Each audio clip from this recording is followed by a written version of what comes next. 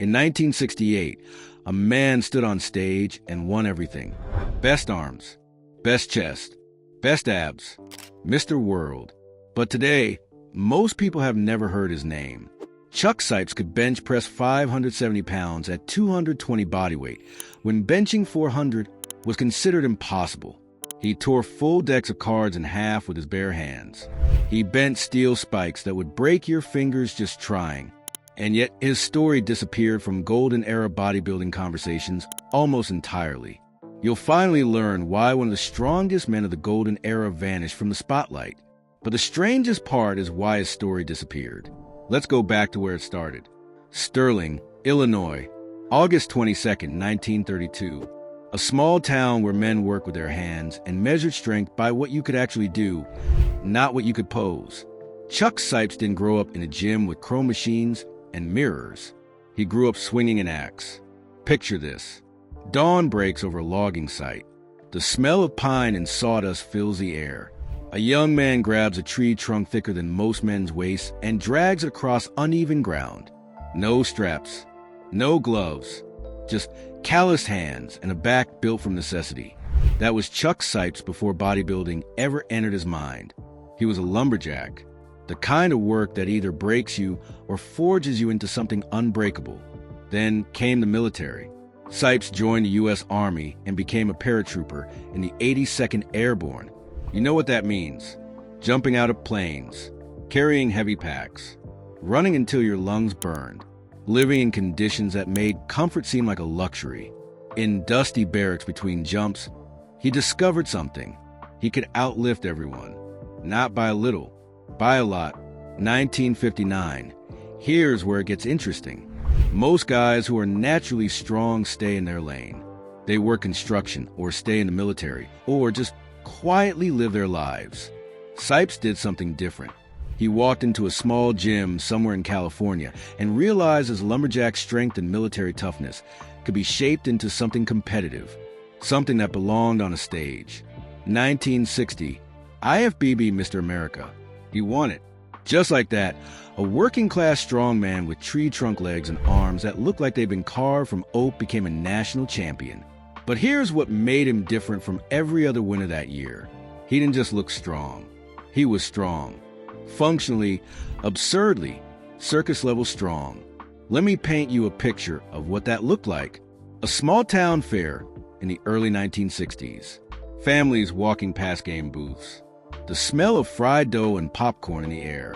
Then they see him, a compact, muscular man in a plain t-shirt standing next to a table covered in steel bars and decks of cards. Kids gather around. Adults stop mid-bite.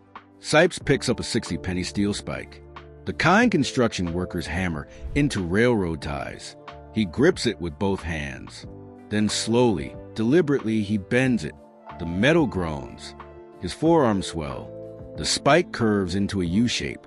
A little kid whispers to his dad, "How?" That scene happened over and over. Fairs, military bases, school gymnasiums, charity events. Sipes traveled around performing strongman exhibitions that left audiences speechless. He'd tear a full deck of playing cards clean in half. Not halfway, all the way through. He'd roll frying pans into tight cylinders like they were made of foil. He'd bend steel bars across his thigh, or brace them against his neck and twist them until they looked like pretzels.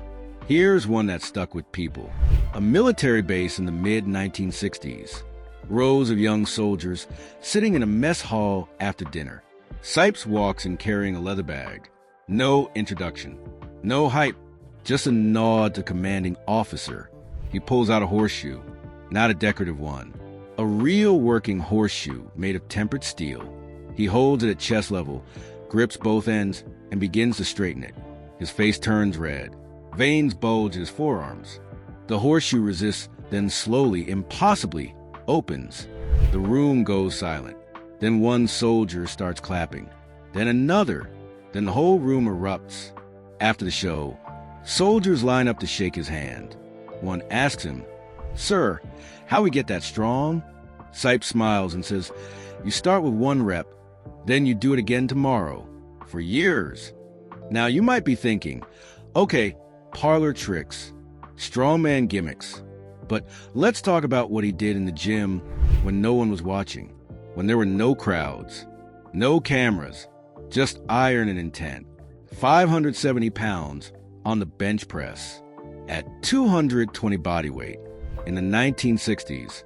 No bench shirt, no modern powerlifting gear, just a plain t-shirt, chalk, and a barbell that would crush most men's ribcage. He didn't do this once as a max attempt. He trained around 500 to 550 regularly. Think about that. In an era when most bodybuilders were happy to bench 3 plates and call it a day, Sipes was handling 5 and 6 plates like it was expected. His squat, 600 pounds for full reps. Some accounts say he did 550 for 10 reps. His barbell curl, 250 pounds. That's not a typo. 250 pounds on a barbell curl. His overhead press, 365 pounds strict. These weren't gym rumors or exaggerated magazine claims. These were witness lifts, documented numbers. The kind of strength that made powerlifters respect him and bodybuilders fear competing against him. Let's put those numbers in context. Steve Reeves, the man who defined the aesthetic ideal of the 1950s, was known for his beauty, not his power. He was strong, yes, but his training focused on moderate weights and perfect form for muscle shape. Reg Park, another legend, was genuinely powerful and could handle 500-pound squats. But Park stood 6 feet 1 inch and weighed 230 pounds. Sipes was doing comparable or better lifts at 5 feet 9 inches and 220. John Grymek, the undefeated champion of the 1940s, was incredibly strong for his era, but the documented numbers don't match Sipes' bench and curl records. And Franco Columbu, widely considered one of the strongest bodybuilders ever, matched Sipes in the squat and deadlift, but couldn't touch his bench press numbers. When fans claim Sipes was as strong as Franco or stronger in pressing movements, it's not nostalgia talking, it's in the numbers. But wait, there's more. In 1960, Sipes won the IFBB Mr. Universe, 2 major titles in 2 years. He was now an international name in old-school bodybuilding. Not just strong, not just a sideshow act, a legitimate physique champion with contest-winning proportions. Arms near 20 inches cold, chest around 50 inches, waist tight at 32 inches. He had the size, the shape, and the conditioning to win on any stage in the world. Let's talk about what 20-inch arms actually meant on his frame. At 5 feet 9 inches, his proportions made everything look bigger. His arms didn't just measure 20 inches. They looked like cannonballs attached to his shoulders. Striated, dense, with veins running across them like rivers on a map. When he flexed, the peak rose so high it cast a shadow. Modern bodybuilders with 20-inch arms often stand 6 feet tall or weigh 250 pounds. Sipes carried that size on a compact, working man's frame. It made him look like a comic book character come to life. So why do you hear his name as often as Steve Reeves or Reg Park? Why isn't he in every bodybuilding history documentary? That's the question we're going to answer. But first, you need to understand just how insane his training was. Imagine this: a small wood panel gym at dawn. No music, no crowd, just the clang of iron plates and the smell of chalk dust. Sipes walks in wearing work boots and a faded army t-shirt. He loads a barbell, 405 pounds. He lies back on a flat bench with no spotter, presses it for reps. Then he gets up, walks to the dip bars, and does 50 dips without stopping. Then back to the bench. More weight, 455, reps again. Then dips. This cycle continues for an hour. No rest, no complaints, just breath, iron, and willpower. That was a normal training session for Chuck Sipes. He didn't train body parts once a week like modern programs suggest. He trained every major body part 3 times per week. He benched heavy every other day. He squatted near his maximum multiple times per week. And when he was preparing for a contest, he did this for a full year straight. Let me walk you through an actual chest and tricep session from his peak years. He'd start with bench press. First set, 315 for 10 reps to warm up. Second set, 405 for 6 reps. Third set, 455 for 4 reps. 4 set, 500 for 2 reps. Then immediately, without resting, he'd move to weighted dips with 100 pounds hanging from his waist for 15 reps. Rest 2 minutes. Then he'd go to incline press. 315 for 8 reps. Then drop to 275 for 12 more reps without racking the bar. Straight into dumbbell flies with 80-pound dumbbells for 20 reps. Then close grip bench press for triceps. 315 for 8 reps. Superset with overhead tricep extensions for 15 reps. 3 round that. Then he'd finish with 100 push-ups for time. The entire session lasted 90 minutes. And he'd do a similar session for chest again 48 hours later. In 1968, preparing for Mr. World, he followed a routine that would hospitalize most modern athletes. Bench press and squat near maximum loads every 48 hours. Advanced techniques like rest pause, force reps, and negatives built into every session. Supersets that combine heavy compound lifts with high-rep isolation work. Morning sessions, evening sessions, 6 days a week, 52 weeks straight. He won Mr. World. He also won Most Muscular. He took home trophies for best arms, best chest, and best abs at that same show. One man, one contest, 5 awards. That's not just strength. That's not just size. That's complete physical dominance. But here's what made his training revolutionary. Decades before anyone used the term power building, Sipes lived it.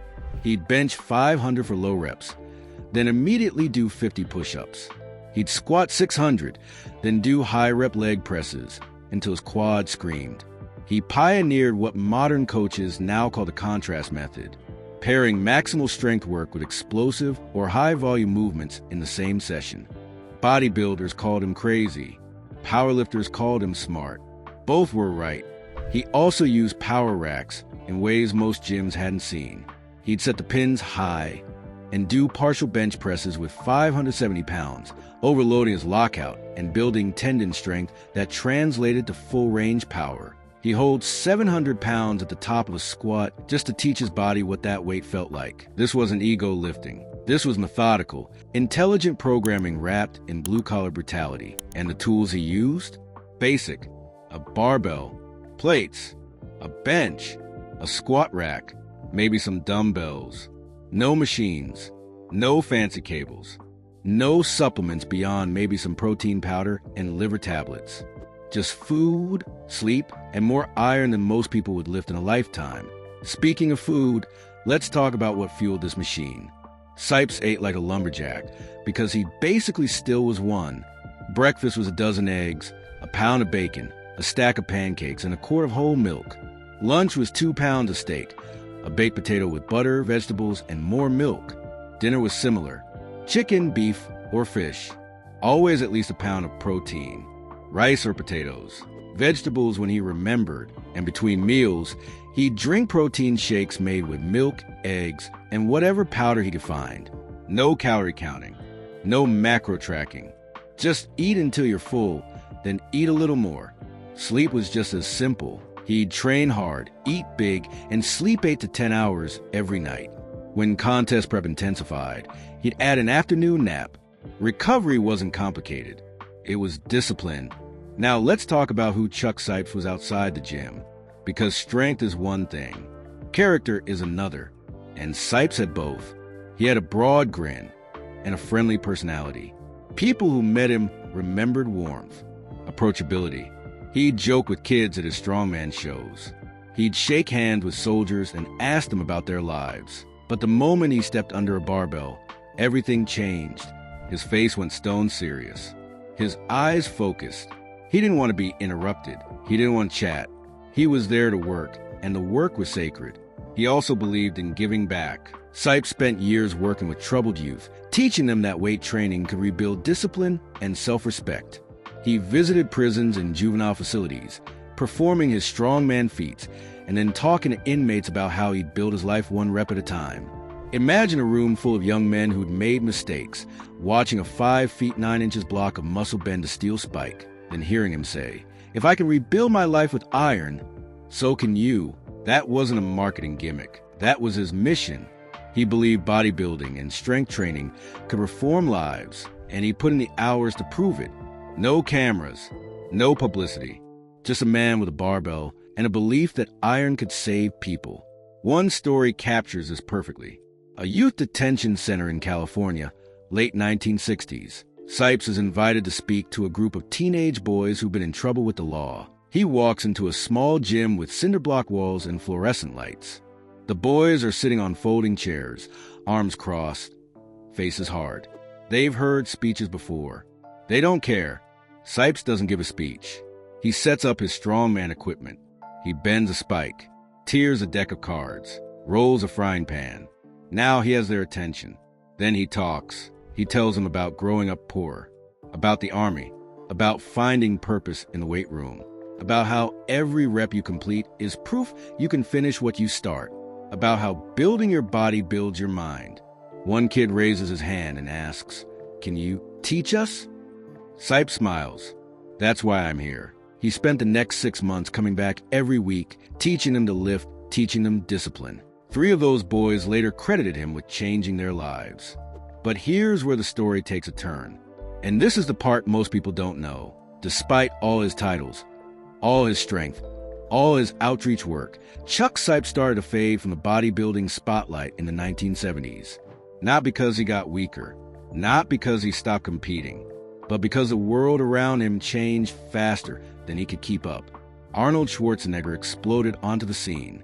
Pumping Iron came out in 1977 and turned bodybuilding into mainstream entertainment. Magazines wanted photogenic stars with Hollywood charisma. They wanted tall, aesthetic physiques that looked good in movies.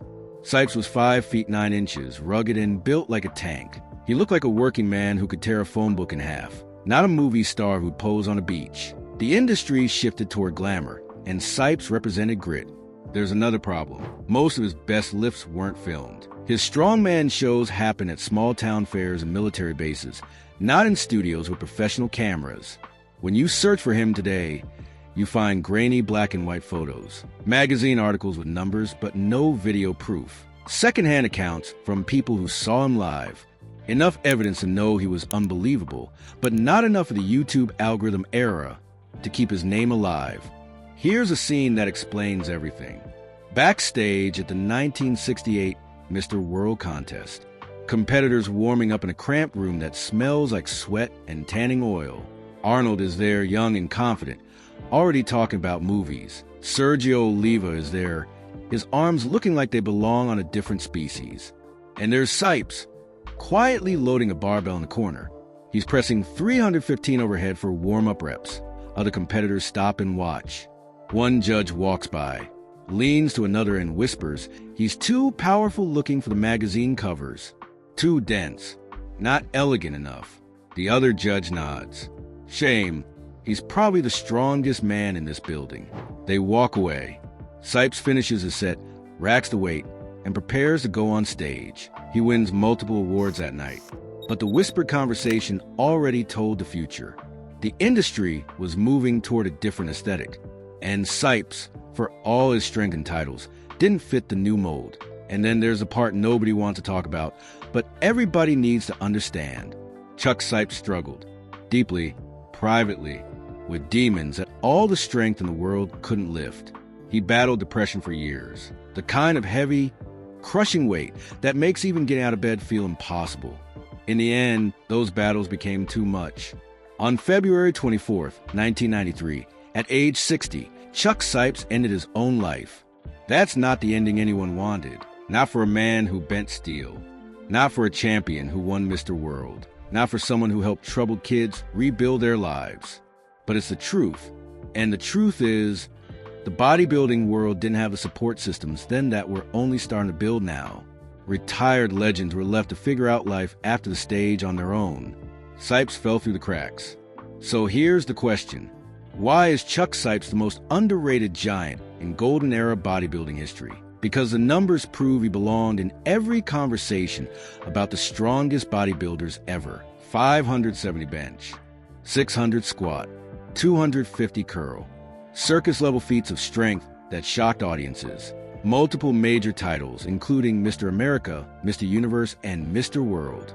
work ethic that would break modern athletes, a training philosophy decades ahead of its time, and a heart that wanted to help people. But he came before the media explosion. He wasn't flashy enough for magazine covers. His strength overshadowed his physique in an era that was shifting toward aesthetics. His best moments weren't documented on film, and his personal struggles ended his story before most people even knew it had been written. Here's what you need to remember. In the 1960s, when bodybuilders were considered show muscles with no real function, Chuck Sipes walked onto stages and into gyms and proved them all wrong. He showed that you could build a contest-winning physique and still outlift powerlifters. He proved that strength and size weren't opposites but partners. He demonstrated that old-school bodybuilding, done with intelligence and brutality, could create something superhuman. Judges would stand backstage at contests and quietly say, "He's too powerful looking for the magazine covers." Fans would watch him tear a deck of cards and whisper, "How is that even possible?" Young bodybuilders would see him press 400 overhead with no fanfare, no audience, no celebration, and realize they were watching something rare. A man who didn't train for attention. He trained because the iron demanded it, and he answered that demand every single day.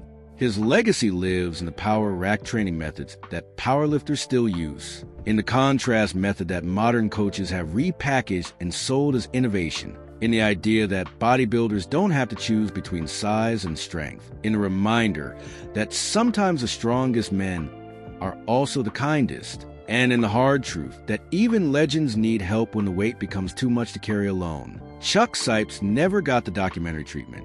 He never got the Hollywood biopic. He never got the social media following or the supplement sponsorships or the podcast circuit. What he got was a few magazine articles, some black and white photos, and the respect of everyone who actually saw him lift. That's it. But for those who remember, that was enough to know they'd witnessed something special. Today, when someone mentions the strongest bodybuilders of all time, they'll say Franco, they'll say Ronnie, they'll say Staniferding, or Johnny Jackson. All deserve names, but Chuck Sipes belongs in that conversation, not as a footnote, not as a curiosity, as a legitimate contender for the title of strongest bodybuilder in golden era history. A man who proved that real strength isn't just what you lift, it's also what you carry when no one's watching. So why did his story disappear? Because bodybuilding forgot to write it down. Because cameras weren't everywhere. Because the industry moved on to newer, shinier stars. Because he struggled with battles that nobody talked about back then. And because sometimes history only remembers the people who are still around to remind us. But you know now. You know about the lumberjack from Illinois who became a paratrooper, then a champion, then a strongman, then a mentor. You know about the 570-pound bench press, and the bent steel spikes, and the torn decks of cards. You know about the man who trained like a machine and smiled like a friend. You know why he mattered, and you know why he disappeared. Strength fades, legends fade, but men like Chuck Sipes deserve to be remembered, not for how their story ended, but for how they lived when the iron was heavy and the world was watching. There's one more forgotten powerhouse you should hear about next. But first, take a moment and remember the name. Chuck Sipes, the Iron Knight, the most underrated giant in bodybuilding history.